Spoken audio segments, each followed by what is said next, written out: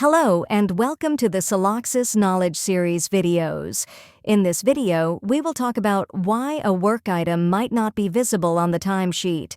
The tasks that you can select on the timesheet are controlled by the Filter Items option, so you need to check the filters you have applied if work items are not showing up. To do this, navigate to the left-hand side menu and click on the blue plus Create button, then select Timesheet. Then click on the filters icon from the Work Items column. For example, if Pre-fill Timesheet with Work Items is set to Auto, then all the incomplete work items with time logged last week, incomplete work items of last week, and active work items of current week will be shown.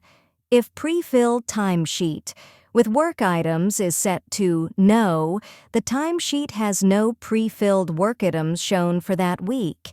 Similarly, there are other filters that might be causing your work items to not show on the timesheet. This is how you can adjust your filters to ensure all relevant work items are visible on your timesheet. Thanks for watching.